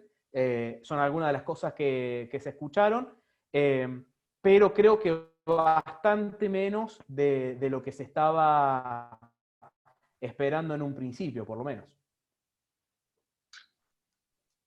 Perfecto. Bueno, a ver, rápidamente, Martín Goldstein, si tuvieses que fijar todos esos insumos dolarizados, ¿qué herramientas financieras estás utilizando o cuál recomendarías hoy? Frente a cheques de pago diferido, SGR, tarjetas, ¿qué canjes, qué te parecería razonable hacer frente a esa situación para insumos agrícolas o cualquiera que vayas a utilizar en los próximos meses? Martín, antes, perdón, pero un comentario a caballo de lo de David sobre las nuevas medidas. Qué gusto a poco, ¿no? Yo hace ya varios días que cuando se vienen barajando estas medidas siempre contesto lo mismo cuando me preguntan. Desconfío, desconfío, desconfío. Y fíjate vos, ¿no? Vuelven los diferenciales, que eso para nuestro negocio es pésimo, que vuelve el diferencial de soja es muy malo, y lo bueno son 3 puntos. Si el productor no está vendiendo con más fluidez de la que necesita en su financiero, no me lo imagino vendiendo por 3 puntos, que 3 puntos es lo que sube el dólar MEP o contado con liqui o blue en un día. 3 puntos sobre 80, 8 por 3, 24, 2.4 pesos, no sé, diría que son casi ridículas las medidas por lo poco que adelanta David. Y después respecto al otro, ¿qué herramienta usaría? Vuelvo sobre lo mío anterior, yo sé que es aburrido y que por ahí sería mucho mejor y dejaría contenta a la gente diciéndole usen tal cosa, como si fuera un producto mágico, ¿no? Pero no veo en este escenario que haya una cosa que sea mejor que otra. Entonces, de vuelta, reparto y diversifico. Porque lo que sí terminé de entender esta noche, gracias a todos ustedes, es que no hay incertidumbre. En realidad, no es cierto que hay incertidumbre. Lo que hay es certidumbre de las cosas malas y hay no certidumbre de cosas buenas, que no es lo mismo que incertidumbre. O sea, tenemos garantizadas cosas que son negativas y tenemos la esperanza que haya cosas positivas. Entonces la situación es bastante complicada, y entonces en una situación complicada yo creo que hay que repartir, usar un poco tarjeta, usar un poco CGR, lo que decía Fernando Perea, los créditos en pesos, la verdad que son un engaño, ¿no? Porque todos los usamos, 24% en pesos, parece que nos están regalando la plata. Nos la cobran por otro lado, muchachos, ya sabemos cómo es. Todo lo que te regalan por un lado te lo cobran por otro, pero bueno, hay que estar a la defensiva, esta es una economía defensiva y yo usaría esa herramienta de créditos en pesos al 24% sin ninguna duda. Son imbatibles frente a cualquier otra variable. Perfecto. David, ¿qué otros insumos están directamente dolarizados? Nos queda claro lo que se importa, ¿verdad? O los cereales que se exportan menos retenciones. ¿Qué otros insumos en la economía de un productor agropecuario, básicamente un ganadero, un vehículo, el alambre, ¿en qué te calzarías si ya tenés cubiertos tus necesidades de insumos concretos para la agricultura para cubrir tus pesos de acá a un año? Bueno, lo que vos estás diciendo, maquinaria y vehículos son dos cosas que están directamente relacionadas al tipo de cambio oficial, de tractor a sembradora, a camioneta, maquinaria y equipos. Ahí hay que tener también una cuestión en mente a la hora del análisis. Que tenga el crédito y quiera aprovechar no me lleve a gastar extra lo que debería estar gastando, porque eso también es un tema. Consumo de más, por ejemplo, me compro una maquinaria o algo que en realidad no está justificado económicamente, que la necesite solo por aprovechar esto. Es como aprovechar las 12 cuotas sin interés para comprarme un televisor o algo por el estilo, por el solo hecho de aprovechar las cuotas. Entonces, esa es una cuestión, pero maquinaria y vehículos, semillas, fertilizantes, que además decíamos, los fertilizantes tienen buena relación de precios respecto a los últimos meses, alambres, en el caso de que... Cosas que realmente vayas a usar y no para atesorar, como por supuesto, y quedarte sin liquidez, en definitiva. Claro, tal cual. La Ahora, liquidez es importante. completo la pregunta. Si te querés quedar con parte en liquidez, aparte de esos instrumentos, si querés quedarte en pesos, la actualización por V, estos plazos fijos que te actualizan por inflación, ¿pueden cubrirte en un periodo como esto? No de una devaluación claramente, pero sí de la inflación prevista. Yo lo que usaría, a ver, yo tengo pesos. Esos pesos no lo pongo en bienes, como todos los que acabamos de decir. Me quiero quedar con pesos, me quiero quedar con liquidez. Y ahí tengo dos opciones, y esas dos opciones son, los pongo en dólares MEP, que los puedo tener totalmente en blanco, los pongo en dólares MEP, o lo pongo en un fondo común de inversión, Dollar Link, como que hay varios de varias empresas y de algunos bancos. Si tengo pesos y me quiero mantener liquidez, de última distribuyo entre esos dos instrumentos. La verdad es que hoy, con lo que mostramos de los pesos al principio y la desconfianza y el tipo de medidas que por ahí se anuncian, le seguiría apostando todavía a los dólares MEP, porque aunque hayan subido muchísimo, no sé si queda margen para que eso se quede quieto un año entero o no suba para mí para subir por lo menos al ritmo de inflación. Pero Ok, pero ¿no esos crees dos que instrumentos... ¿No crees que los plazos fijos actualizados por inflación, por índice, se cumplan realmente, copien la inflación? Sí, a ¿Alguna ver, tercera opción? un Si plazo fijo pensás que el UVA, dólar está muy alto por alguna razón. Plazo fijo me refiero actualizado por V o por estos instrumentos. claro, vos ahí tenés dos instrumentos, que es el plazo fijo UVA y los bonos SER. Los dos ajustan por el coeficiente de estabilización de referencia, por el SER, que copia el IPC. O sea que lo ajustan por inflación realmente, no es que te pueden mentir en eso, a menos que mientan con el INDEC. Por ahora no hay ningún indicio. Pero te cubren contra la inflación, pero lo que estamos viendo en el tipo de cambio oficial es que hay una intención bien clara de llevarlo al menos al ritmo de la inflación, si no es un poco por arriba. Entonces, si vos me decís, ¿con qué me cubro? ¿Contra inflación o contra dólar oficial? Y prefiero contra dólar oficial porque sé que hay una política que como mínimo la llevan con el dólar oficial. E incluso la pueden llevar por encima. Entonces, me da mejor cobertura el linkeado con dólar que cualquier cobertura SER o UVA. Perfecto. Federico Vilariño. Ahora, bueno, si es el mismo tema, metele Martín así. No Mismo tema cortito, complementando a David. En economía a la larga todo se iguala, todo se encuentra en el mismo lugar, es una cuestión de timing. Entonces uno tiene que tratar de entrar o de hacer lo que está más atrasado, lo que ya subió, subió, y ¿qué es lo que menos subió? El dólar oficial. Y uno dice, bueno, pero lo pueden tener pisado, ya conocemos la Argentina, yo tengo casi 50 años de trabajar en este país, imagínense lo que tengo en total. Y a la larga no se puede tapar el sol con la mano. Entonces las devaluaciones son inevitables. Entonces no van a poder mantener el dólar a 80 por mucho, mucho tiempo. Y en todo caso, si es mucho tiempo, cuanto mayor sea el tiempo, mayor será la suba. Entonces no le tendría miedo a Dollar Link de vuelta, como una diversificación y no como una única salida. Perdón la interrupción. Lo que Perfecto. sumo es que Sí. Dollar Link son muchos bonos de empresas de primera línea, mientras que UVA son plazos fijos en un contexto de que algún temor de un futuro Bonex puede haber, y bonos SER son títulos del gobierno nacional. El Dollar Link lo que me deja es que son empresas de primera línea que han sobrevivido a muchas de las crisis, entonces me deja un poquito más tranquilo que lo otro que me deja un poquito más intranquilo. Bien, Federico, bajemos a las vacas. Hablamos el otro día de que una vaca está casi el valor de un novillo en la proporción, ¿no es cierto? Vaca de 90 pesos, vaca buena, carnicera, pesada, contra un novillo de 106, 10, 11, quiera ponerle. Nunca que yo recuerde existió esa brecha tan pequeña. ¿Se justifica únicamente por China? Explícanos un poco qué está pasando. Sí, yo te diría que sí. China no hace distinción a la vaca. Si tiene 4 patas y una cola, sirve. Y el comprador chino, hoy, cuanto más volumen vos le puedas ofrecer, mejor te va a pagar. A diferencia de otros mercados, parece mentira, pero si uno tuviera 50 contenedores para ofrecer, es mejor que si tuviera 5, digamos. Por ahí por 5 no te dan tanta bolilla. Y todos los días te aparece algún cliente nuevo que quiere comprar 10, que quiere comprar 20, que quiere comprar 50, y es vaca.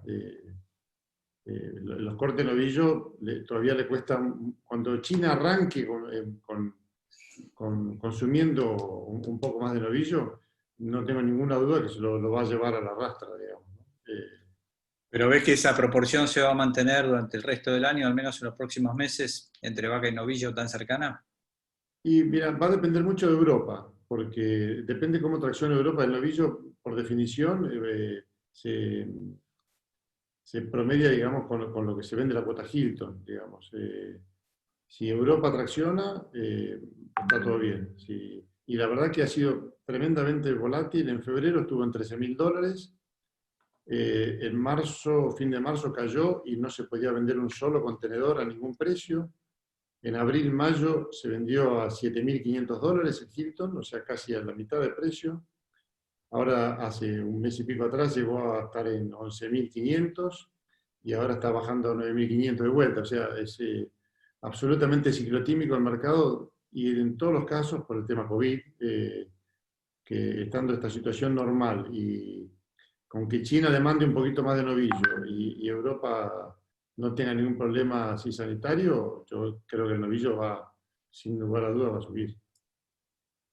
Muchas gracias. Fernando, comentaste a la pasada, ¿estás con audio? Sí. Comentaste a la pasada que una herramienta que estabas utilizando para las administraciones, para ustedes, no sé, es el fideicomiso integrado con Matarifes o con otros actores. ¿Por qué no contás un poquito, para los que no conocen qué es un fideicomiso, cómo funciona y qué ves de positivo con respecto a un negocio diferente? Sí, un fideicomiso, nosotros tenemos distintos formatos. Uno es un fideicomiso, en general los que son inversores, también hay inversores particulares que invierten en arreglos privados que se hacen de boca a boca y funcionan.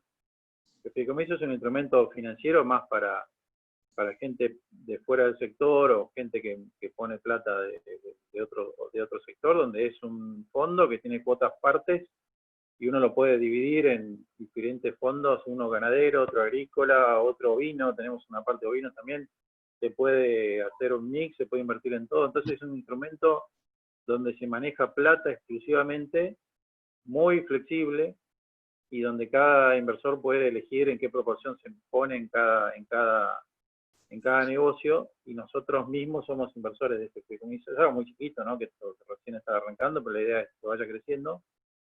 Y nada, y permite ser muy flexible para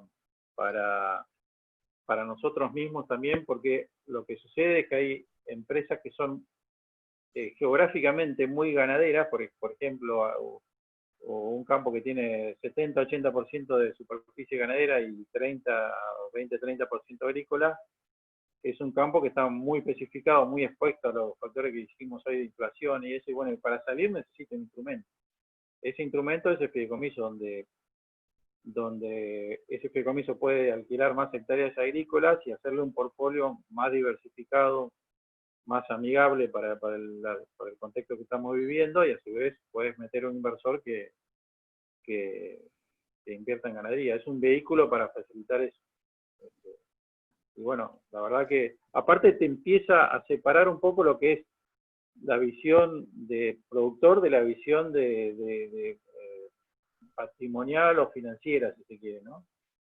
Como hablamos hoy, por un lado funciona la empresa, funciona la producción, y por otro lado uno con visión más financiera puede decidir cómo alocar su propio capital. Y esa división cambia totalmente el análisis del negocio, y uno puede ser completamente libre en cuanto a decidir qué inversión hace, sin tener el pavor de que tu empresa termine dejando de funcionar porque no tenés, como hablábamos hoy, los equipos de trabajo funcionando ni todo eso, ¿no? Perfecto. Víctor Navaja, ¿puedes prender el micrófono? Porque nos interesa también tu opinión. Cámara y micrófono, si estás escuchando. ¿Lo perdimos? Se fue a comprar dólares. Se fue a comprar dólares, puede ser. Mientras tanto uno piensa, ¿no? Más allá de la visión del patrimonio, como bien dice Fernando, uno también piensa en la renta, ¿no es cierto? Para terceros o propios, en la renta. Y uno sabe que una de las pocas formas de maximizar la renta es incrementar la producción, y tenemos todavía márgenes enormes para hacerlo, y no podemos dejar los campos vacíos, eso está claro. En ese contexto, ¿ustedes consideran que comprar terneros es un refugio de valor que se va apalancando por la producción o no? Como le puedo preguntar a Martín y le puedo preguntar a Fernando como empresario, ¿no es cierto? Más allá sí que siempre compré, no, está bien, pero vos tenés el campo vacío, algún día va a llover en unos lugares que no ha llovido, vas a tener el pasto, tenés la gente, el equipo, el personal que comentaste. ¿Considerás que es un buen refugio o tomarías animales de terceros para no inmovilizar ese dinero? No, sí, la respuesta... perdón. Cualquiera. No, yo veo lo veo más como un negocio de flujo de corto plazo. O sea, depende de qué hagas, ¿no? Porque hay recrías largas, campo natural, que puede llegar a ser un refugio de valor, pero en general, en esquemas más intensivos, que por lo menos lo que yo manejo en la parte ganadera de invernada, es más un flujo. Eso es muy comparable con tener dólares o hacer el negocio de 4 meses que te lleva engordar un novillo. Sí, lo que veo más de refugio de valor es la vaca. como hoy hablaba, no sé si Mario o alguno, que la vaca es un negocio de tenencia pura, entonces define mucho en la vaca cuánto vale la vaca para entrar.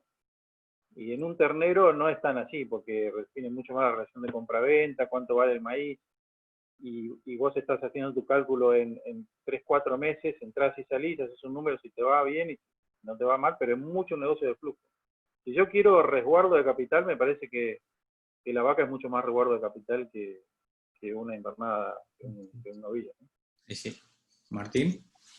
Primero les confirmo que no se anunció nada respecto a carne. Si les leyera lo que publica un periodista recién en Twitter, Matías Longoni, le va a gustar que lo nombre, los anuncios de Martín Guzmán son un empome total al agro, una burla. Bajan 0% las retenciones a la industria y le dan reintegros. Y economías regionales, 0. O sea, economías regionales 0 y a la carne 0. Yendo a lo tuyo, de vuelta, depende cuándo y a cuánto. Hoy. No es hoy, y bueno, de vuelta, diversifico. Hoy una parte sí. Yo pasa que uno tiene naturalmente la tendencia a comprar, ¿no? No hay peor cosa que ver el campo vacío, viene la primavera, las pasturas que se pasan. El pasto mal comido es el peor negocio que puede haber. Así que yo diría que el que tiene pasto, sí. Yo compraría aún hoy a estos valores, que ahora se ha tranquilizado un poco, ya los 160, 170, son más 140, 150, con la perspectiva que dice Federico de suba de precios cuando Europa vuelva a moverse.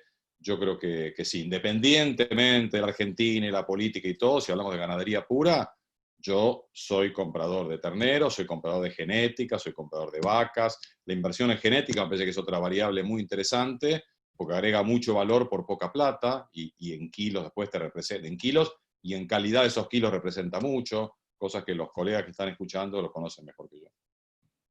Perfecto, bueno, ya estamos. Santiago, ¿podés prender la cámara? Te agrego una sola cosita, Martín, súper corta. Sí, David. Que la visión diferente entre Fernando y Martín respecto al ternero está justamente en el costo de los kilos.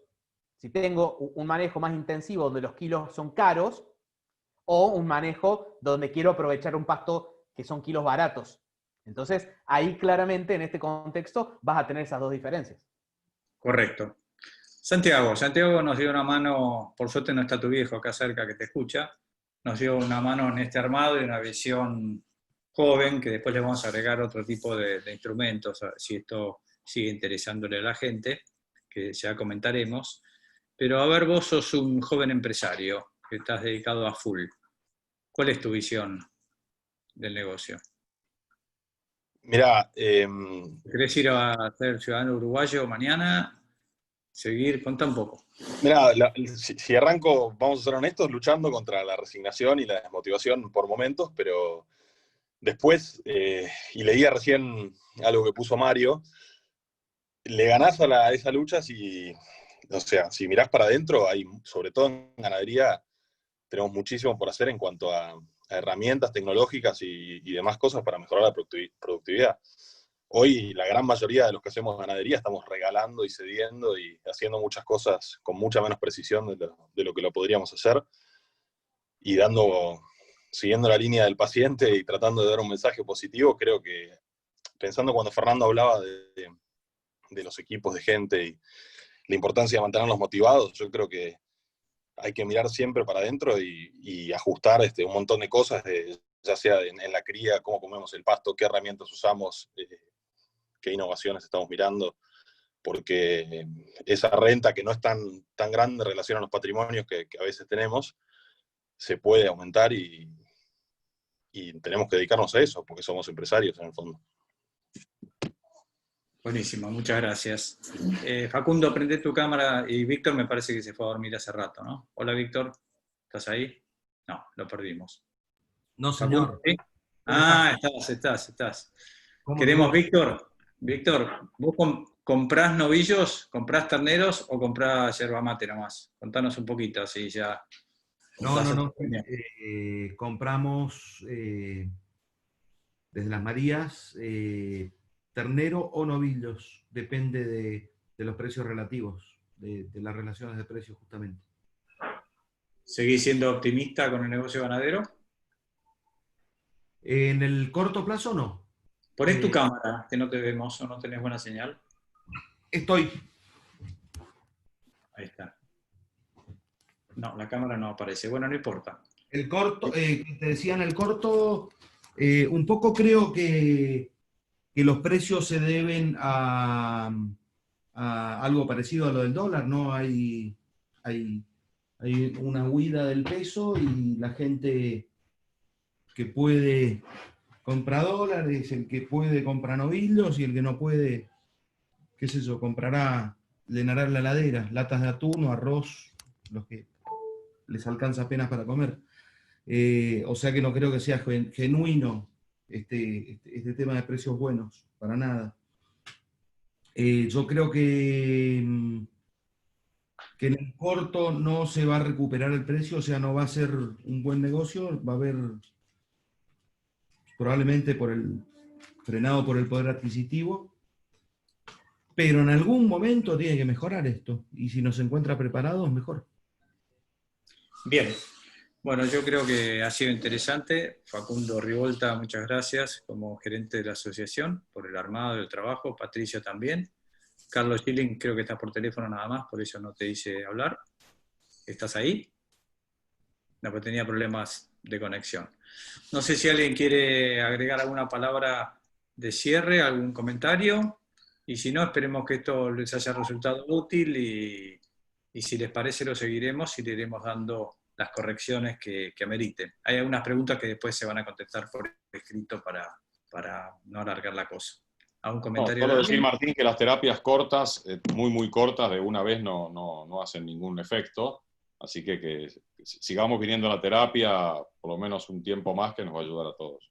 Menos a Fernando, que no tiene cura, pero no importa, nosotros.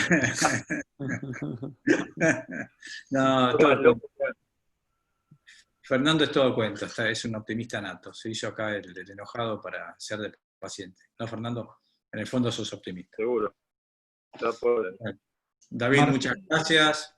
Federico. Martín, en nombre Muchas tuyo, gracias por la invitación, la verdad que un placer compartir con ustedes. Goldstein, bueno, a todo el equipo que laburó en esto, muchas gracias, estuvo muy bueno, muy novedoso, sobre todo la metodología. Los problemas son siempre... También quería agradecerles, me perdí un poco la conexión, pues estoy acá en el campo, pero la verdad que me pareció excelente todo. Y bueno, y es una gran pregunta, ¿comprar o no terneros en este momento? Esa pregunta que reiteraste varias veces es muy difícil. Creo que si tuviera que contestar yo, te diría que si tengo pasto, seguramente compraría una parte, y si tengo que ir a un feedlot, seguramente no compraría terneros en este momento. Pero bueno, muchas gracias por todo. Bueno, Federico, no sé, ¿alguna cosa que quieras agregar o saludar? No, simplemente agradecerles, la verdad que me pareció muy interesante este intercambio, así que agradecerte, Martín, por la invitación. Hiciste una sola metida de pata, casi te censuro, pero como son primos, porque te piden calidad, te piden Angus, yo esperaba que diga, te piden Brangus, pero bueno, ¿qué vas a hacer? Y vamos a convencerlos. Bueno, muchas gracias a todos. Un gusto. Gracias, buena semana. Gracias.